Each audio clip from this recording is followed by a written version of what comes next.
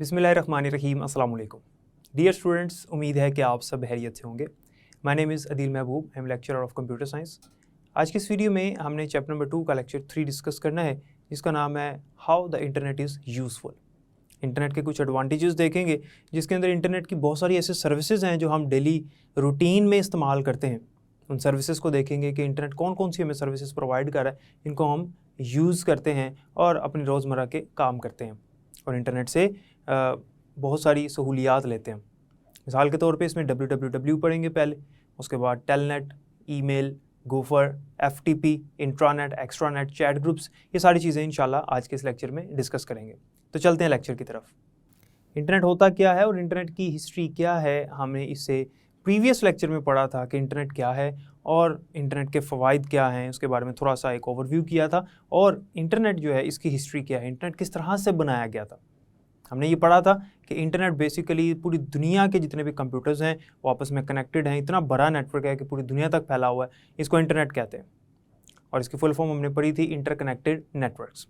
और हमने देखा था कि इसके अंदर मिलियंस ऑफ कंप्यूटर्स हैं और मिलियंस ऑफ इसके अंदर नेटवर्क्स हैं जो एक दूसरे के साथ कनेक्टेड हैं और फिर ये बड़ा नेटवर्क बन गया। सबसे पहले उसने यहाँ पर लिखा हुआ है बुक में www। www stands for world wide web. याद रखिएगा कि www is a collection of millions of web pages और websites stored on the internet. यानी इंटरनेट के ऊपर जितनी भी वेबसाइट्स और जितने भी वेब पेजेस हैं, ये सारे के सारे कहाँ पर स्टोर हैं?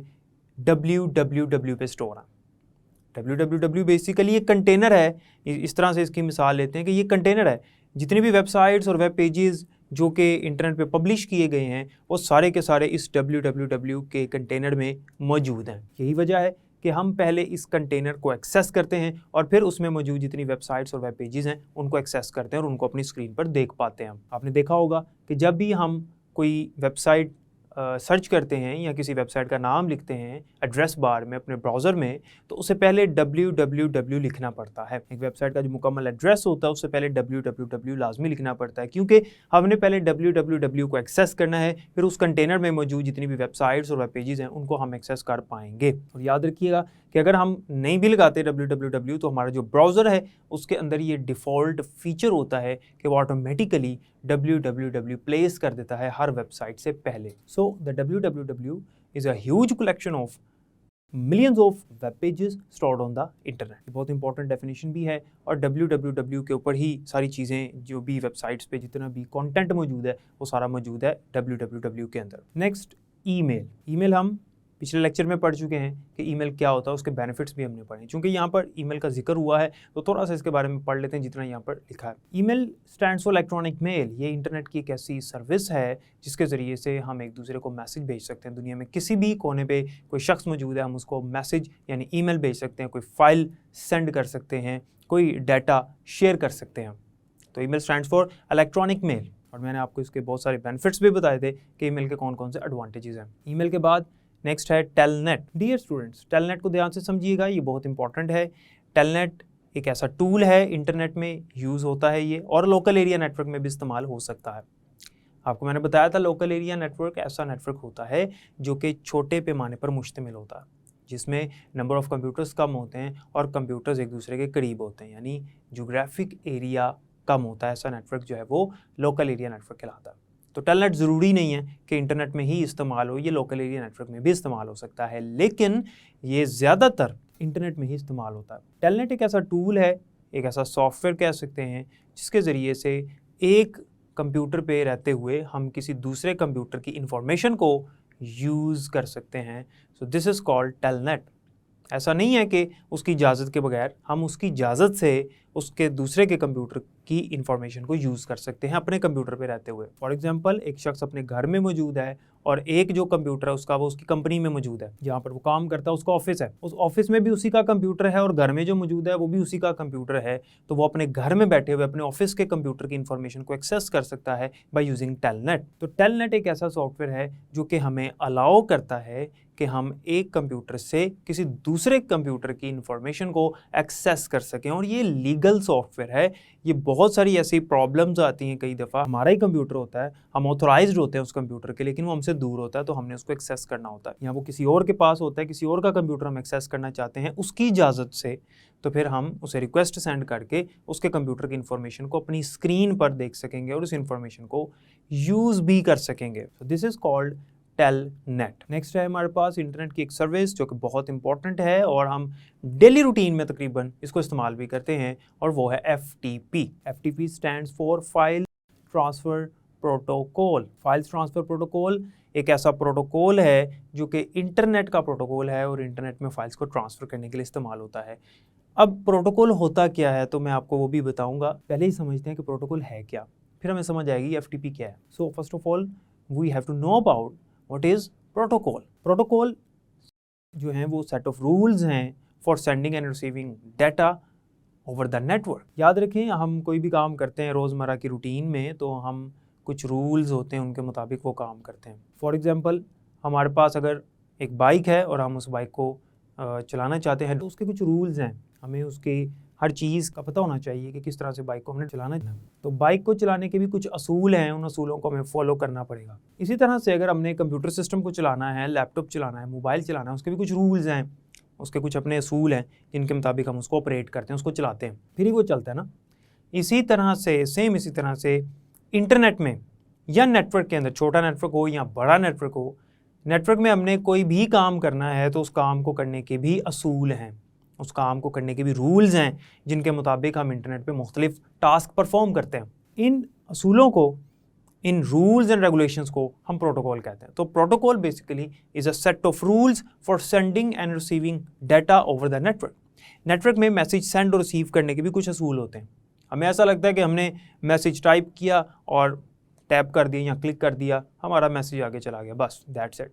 लेकिन ये इतना आसान नहीं है, ये एक पूरा प्रोसीजर है, और ये प्रोसीजर जो है ये हमारा कंप्यूटर फॉलो कर रहा होता है, और ये प्रोसीजर जो है इसको प्रोटोकॉल कहते हैं, जिसको हमारा कंप्यूटर फॉलो करता है। आप लोग किसी वेबसाइट पर जाते हो, फॉर एग्जांपल हमारी इस ऑनलाइन लेक्चर्स की वेबसाइट पर आप लोग आए, तो इसका एक असूल था कि आपने पहले वेबसाइट को एक्सेस किया, उसके बाद आपने अपनी क्लास सेलेक्ट की और उसके बाद फिर आपने अपना सब्जेक्ट सेलेक्ट किया और फिर आपने लेक्चर नंबर ऑन किया। ये बेसिकली रूल्स थे, ये प्रोटोकॉल था जिसको आपने फॉलो किया, फिर आप लेक्चर तक पहुँचे। इसी तरह से जब भी हम कोई मैसेज सेंड करते हैं या रिसीव कर रहे होते हैं तो उसका एक अलग से प्रोटोकॉल होता है, जिस प्रोटोकॉल को हमारा कंप्यूटर फॉलो करता है। सिर्फ मैसेज सेंड और रिसीव करने का ही नहीं, बल्कि मैं कहूँगा कि इंटरनेट पे हम कोई भी काम कर रहे हैं, हर काम को करने के अलग अलग प्रोटोकॉल होते हैं। अगर हम ऑनलाइन वीडियो देख रहे हैं तो एक प्रोटोकॉल है जो हमें वो वीडियो देखने की सहूलत दे रहा है। अगर हम ऑनलाइन चैटिंग कर रहे हैं किसी के साथ तो उसके लिए भी प्रोटोकॉल है जो हमें ये फैसिलिटी दे रहा है। अगर हम कोई फाइल डाउनलोड कर रहे हैं या कोई फाइल अपलोड कर रहे हैं उसके लिए अलग प्रोटोकॉल है जो काम कर रहा है। ये प्रोटोकॉल्स हमारे कंप्यूटर में हुए होते हैं, हम अलग से इनको इंस्टॉल नहीं करते। तो मोस्टली जो प्रोटोकॉल्स हैं हमारे कंप्यूटर में बाय डिफ़ॉल्ट होते हैं, और जब हम अपने ब्राउज़र्स करते हैं या अपना ऑपरेटिंग सिस्टम करते हैं तो उसके साथ ही इंस्टॉल हो जाते हैं, हमें अलग से करने की ज़रूरत नहीं होती। लेकिन ये हुए होते हैं तो फिर ही हम ये काम कर पाते हैं। तो FTP भी बेसिकली एक प्रोटोकॉल है, और ये भी याद रखिएगा कि डिफरेंट नेटवर्क्स के भी प्रोटोकॉल होते हैं, यानी जो लोकल एरिया नेटवर्क है उसके भी अपने प्रोटोकॉल हैं, जो मैन है मेट्रोपॉलिटन एरिया नेटवर्क उसके भी कुछ अपने प्रोटोकॉल हैं जो सिर्फ मैन में ही इस्तेमाल होंगे, और जो वैन के प्रोटोकॉल्स हैं वाइड एरिया नेटवर्क वो वैन के अंदर इस्तेमाल होते हैं। तो नेटवर्क के लिहाज से भी प्रोटोकॉल्स की कैटेगरीज हैं। तो हम लोग कोई भी काम कर रहे होते हैं तो याद रखिएगा हमारा कंप्यूटर रूल्स एंड रेगुलेशंस को फॉलो करता है। ये जो रूल्स एंड रेगुलेशंस हैं इनको बेसिकली कहते हैं protocol. So the FTP is a files transfer protocol. FTP is a protocol of internet. FTP जो है वो इंटरनेट का प्रोटोकॉल है, यानी ये वैन प्रोटोकॉल है कह सकते हैं, क्योंकि वैन जो है उसकी एग्जांपल इंटरनेट ही है। तो FTP जो है इंटरनेट का प्रोटोकॉल है। अब इसके नाम से पता चल रहा है कि ये क्या काम कर रहा है। FTP stands for file transfer protocol, और FTP जो है ये क्या काम करता है, इंटरनेट में यानी वैन में फाइल्स को ट्रांसफ़र करने के लिए इस्तेमाल होता है from one computer to another computer. और इंटरनेट में जब हम एक जगह से दूसरी जगह फाइल ट्रांसफ़र करते हैं तो इंटरनेट में हम दो में से कोई एक काम कर रहे होते हैं, या तो हम अपलोड कर रहे होते हैं या फिर हम डाउनलोड कर रहे होते हैं फाइल को। अब अपलोडिंग और डाउनलोडिंग का मतलब क्या है ये भी समझ लेते हैं। डियर स्टूडेंट्स, अपलोडिंग आपको पता हुआ है वैसे भी, लेकिन चूंकि इसकी डेफिनेशन हमने देखनी है तो स्पेसिफिकली अगर डेफिनेशन देखें तो ये है कि the transferring of file from local computer to remote computer is called uploading, and the transferring of file from remote computer to local computer is called downloading. Local computer वो होता है जो हमारा कंप्यूटर होता है। मैंने आपको प्रीवियस लेक्चर में क्लाइंट सर्वर के बारे में बताया था कि क्लाइंट सर्वर की सर्विसेज को यूज़ करता है, सर्वर के रिसोर्सेज को शेयर कर रहा होता है, सर्वर के डाटे को शेयर कर रहा होता है। तो जो क्लाइंट कंप्यूटर है बेसिकली उसको हम लोकल कंप्यूटर कहते हैं, और जो सर्वर कंप्यूटर है यहाँ पर उसको रिमोट कंप्यूटर कहेंगे। So the transferring of file from local computer to remote computer, या हम कह सकते हैं from client to server, is called uploading. और जब हम फाइल को ट्रांसफ़र करते हैं from remote computer to local computer, यानी सर्वर कंप्यूटर से हम अपने क्लाइंट कंप्यूटर पे कोई फाइल ट्रांसफ़र करते हैं, इस प्रोसेस को कहते हैं डाउनलोडिंग। फॉर एग्जांपल, अगर आप यूट्यूब पे कोई वीडियो अपलोड कर रहे हो, आप यूट्यूब के सर्वर कंप्यूटर को कोई वीडियो दे रहे हो, आप फाइल ट्रांसफ़र कर रहे हो अपने कंप्यूटर से यूट्यूब के सर्वर कंप्यूटर पे, रिमोट कंप्यूटर पे, तो इस प्रोसेस को कहेंगे अपलोडिंग। और जब आप वहाँ से फाइल अपने कंप्यूटर में लेकर आ रहे हो, ट्रांसफ़र कर रहे हो, तो इस प्रोसेस को कहेंगे डाउनलोडिंग। उम्मीद है कि अपलोडिंग और डाउनलोडिंग की समझ आ गई होगी। इन दोनों की डेफिनेशन भी अलग अलग से आपने याद करनी है। So FTP is used to transfer files in the internet. और जब इंटरनेट में हम फाइलें ट्रांसफ़र करते हैं या तो अपलोडिंग कर रहे होते हैं या डाउनलोडिंग कर रहे होते हैं। तो इन शॉर्ट हम ये कह सकते हैं कि FTP जो है ये इंटरनेट में अपलोडिंग और डाउनलोडिंग के लिए इस्तेमाल होता है, यानी फाइल्स को अपलोड करने के लिए और फाइल्स को डाउनलोड करने के लिए जो प्रोटोकॉल काम कर रहा होता है हमारे कंप्यूटर में वो होता है FTP। तो हम डेली रूटीन में बहुत सारी फाइल्स डाउनलोड करते हैं, और a file can be an image file, an audio file, a video file और अ डॉक्यूमेंट फाइल। फाइल किसी भी तरह की हो सकती है, ऐसा नहीं है कि FTP जो है वो किसी एक खास किस्म की फ़ाइल को अपलोड या डाउनलोड करवाता है, नहीं, फ़ाइल किसी भी तरह की हो सकती है। जब भी हम फाइल को अपलोड या डाउनलोड करेंगे इंटरनेट में, तो उसके लिए जो प्रोटोकॉल हमें ये सहूलत देता है, वो जो प्रोटोकॉल है, जो रूल्स हैं जिनको फॉलो करते हुए हमारा कंप्यूटर काम कर रहा है, ये वाले अपलोडिंग और डाउनलोडिंग के, उन असूलों को, उन रूल्स को, उन प्रोटोकॉल्स को, जो हमारे पास असूल हैं, जो वो जो प्रोटोकॉल है जिसके अंदर ये असूल हैं, उस प्रोटोकॉल को कहेंगे FTP। उम्मीद है कि फाइल ट्रांसफ़र प्रोटोकॉल की आपको समझ आई होगी। इसके बाद इंटरनेट की एक और हमारे पास सर्विस है, इंटरनेट का एक यूज़ है जिसे कहते हैं गोफर। गोफर बेसिकली एक सॉफ्टवेयर टूल है, it is a kind of protocol जिसके ज़रिए से हम इंटरनेट में, ये भी इंटरनेट का एक सॉफ्टवेयर टूल है जिसके ज़रिए से इंटरनेट में जितने भी डॉक्यूमेंट्स मौजूद हैं, आर्टिकल्स, मैगजीन्स, न्यूज़पेपर्स और डिफरेंट जो डॉक्यूमेंट्स ऑनलाइन हम रीड करते हैं, उसके लिए जो हमारा प्रोटोकॉल चल रहा होता है वो होता है गोफर। आपको याद होगा, अभी मैंने आपको बताया कि नेटवर्क में हम कोई भी काम कर रहे हैं, हर काम को करने के अलग अलग प्रोटोकॉल्स हैं। तो ये वाला जो काम है कि हम ऑनलाइन डॉक्यूमेंट्स, आर्टिकल्स, मैगजीन्स वगैरह रीड कर रहे हैं, तो उसके लिए, उसको एक्सेस करने के लिए, उसको रिट्रीव करने के लिए, रिट्रीव का मतलब एक्सेस करना ही होता है, तो उसको रिट्रीव करने के लिए जो प्रोटोकॉल या जो सॉफ्टवेयर हमारे पास इस्तेमाल हो रहा है वो है गोफर। तो गोफर भी इंटरनेट की ही एक सहूलत है जिसके ज़रिए से हम ऑनलाइन न्यूज़पेपर्स पढ़ सकते हैं।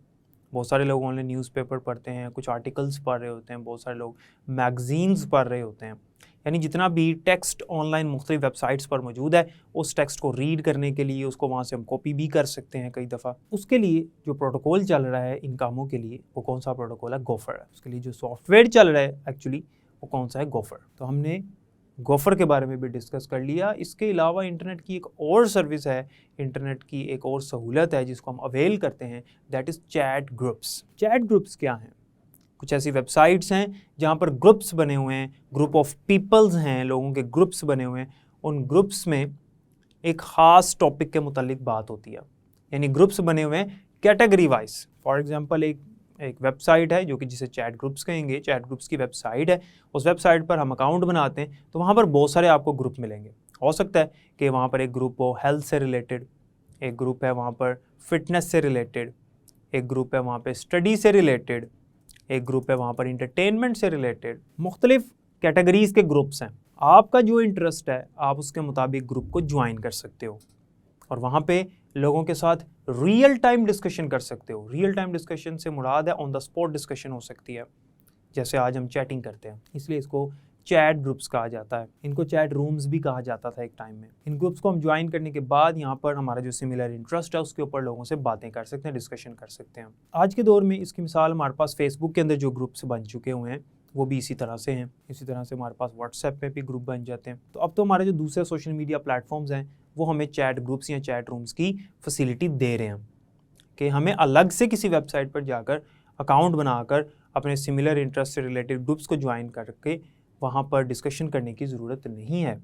अब हम क्या करते हैं कि हमारे पास फेसबुक और व्हाट्सएप और इंस्टाग्राम और इस तरह से डिफरेंट सोशल मीडिया प्लेटफॉर्म्स ही ऐसे हैं जहाँ पर हमारा अकाउंट पहले से बना हुआ है, हमने सिर्फ ग्रुप को ज्वाइन करना होता है, तो लोग अब इसको प्रेफर करते हैं। लेकिन चैट ग्रुप्स इंटरनेट की एक सर्विस है और बुक में मेंशन है, इसलिए हमने इसको डिस्कस कर लिया। इसके बाद नेक्स्ट आता है हमारे पास इंट्रानेट। इंट्रानेट क्या होता है इसको समझिएगा ज़रा ध्यान से, ये बहुत ध्यान से समझने वाला टॉपिक है। एक कंपनी का अपना एक प्राइवेट नेटवर्क जिसको आउटसाइड द कंपनी यानी कंपनी के बंदों के अलावा जो कंपनी का ऑथोराइज्ड लोग हैं, ऑथोराइज्ड यूज़र्स हैं, उनके अलावा कोई दूसरा बंदा, तीसरा बंदा उस नेटवर्क को और उस नेटवर्क में मौजूद जो इन्फॉर्मेशन है उसको एक्सेस नहीं कर सकता। यानी एक प्राइवेट नेटवर्क, ऐसा कंपनी ने अपना एक प्राइवेट नेटवर्क बना दिया जिसमें कंपनी का डाटा है, कंपनी की इन्फॉर्मेशन और कंपनी के जो एम्प्लॉयज़ हैं, कंपनी के जो वर्कर्स हैं, मुलाजिम हैं, सिर्फ वही उस इंफॉर्मेशन को शेयर करें। कंपनी ये चाहती है। तो कंपनी ने क्या किया, एक प्राइवेट सिक्योर नेटवर्क बना दिया,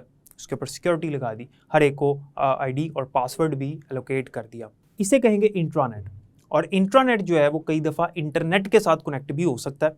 यानी एक प्राइवेट नेटवर्क तो है, लेकिन हो सकता है कि ये जो कंप्यूटर्स हैं इसके अंदर ये इंटरनेट की सहूलत भी इस्तेमाल कर रहे हो, इनके साथ इंटरनेट भी कनेक्टेड हो। लेकिन ऐसा भी हो सकता है कि इनके साथ इंटरनेट कनेक्टेड ना भी हो। ठीक है, तो इंट्रानेट जो है वो एक कंपनी का प्राइवेट नेटवर्क होता है जो कि इंटरनेट के साथ कनेक्ट भी हो सकता है या नहीं भी हो सकता। लेकिन इंटरनेट के साथ कनेक्ट होने के बावजूद इसकी जो अपनी इंफॉर्मेशन होती है कंपनी के अंदर तक की जो महदूद इंफॉर्मेशन है वो सिर्फ और सिर्फ इसके एम्प्लॉयज़, इसके मुलाजिम या जो ऑथोराइज्ड हैं, जिनको इजाज़त है, वही सिर्फ इसको यूज़ कर सकेंगे और कोई भी इसको यूज़ आउटसाइड द कंपनी इस्तेमाल नहीं कर सकता। इसको हम कहते हैं इंट्रानेट। नेक्स्ट है हमारे पास एक्स्ट्रानेट। एक्स्ट्रानेट क्या चीज़ है?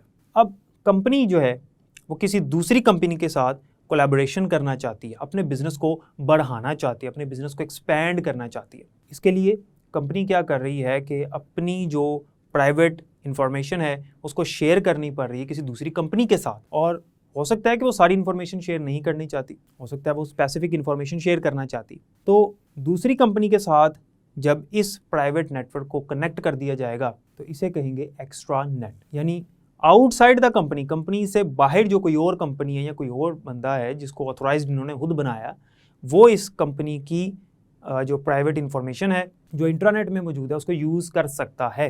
लेकिन हो सकता है कि उन्होंने उसको सारी इंफॉर्मेशन की इजाज़त ना दी हो। मिसाल के तौर पे आज हमारे पास जो बैंक्स होते हैं, बैंक्स आपस में इंटरलिंक्ड हैं, बैंक्स आपस में कनेक्टेड हैं। एक बैंक के पास दूसरे बैंक की इंफॉर्मेशन होती है, लेकिन लिमिटेड होती है। जितनी वो चाहते हैं उतनी वो देख सकते हैं, उससे ज़्यादा नहीं देख सकते उनके क्लाइंट्स की इंफॉर्मेशन। तो ये एक्स्ट्रानेट कहलाएगा। यानी इंट्रानेट जब बढ़ जाए और आउटसाइड द कंपनी को इसको इस्तेमाल करना शुरू कर दे, लेकिन हो सकता है लिमिटेड, तो इसे हम कहेंगे एक्स्ट्रानेट। उम्मीद है कि आज के लेक्चर की आपको समझ आई होगी। इसमें हमने इंटरनेट के यूजेस पढ़े और इसके अंदर जो मुख्तलिफ इंटरनेट की सर्विसेज थी वो आज के लेक्चर में हमने डिस्कस कर लिया। डियर स्टूडेंट्स, तो जैसे कि आपने देखा कि इंटरनेट की ये बहुत सारी ऐसी सर्विसेज हैं जिनको हम डेली बेस पे इस्तेमाल करते हैं, इनको अवेल करते हैं और इनके ज़रिए से हम डेली रूटीन में अपने मोबाइल फ़ोन्स में भी बहुत सारे काम कर रहे होते हैं। जैसे हमने FTP पढ़ा, फाइल ट्रांसफ़र प्रोटोकॉल, ये रोज़ाना की बुनियाद पर इस्तेमाल होता है। हम जो फाइलें अपलोड या डाउनलोड कर रहे होते हैं, चाहे फेसबुक पे कोई इमेज अपलोड कर रहे हैं, उसके लिए FTP हमारे मोबाइल में मौजूद है जो कि ये काम कर रहा है। इसी तरह से हमने www पढ़ा, जब भी किसी वेबसाइट को एक्सेस करते हैं तो www को पहले एक्सेस करना पड़ता है। हमने ईमेल पढ़ा, हमने टेलनेट पढ़ा, हमने गोफर पढ़ा, FTP पढ़ लिया हमने। इसके अलावा चैट ग्रुप्स हमने पढ़े। आपको आइडिया हो गया चैट ग्रुप्स असल में किस लिए बनाए गए हैं।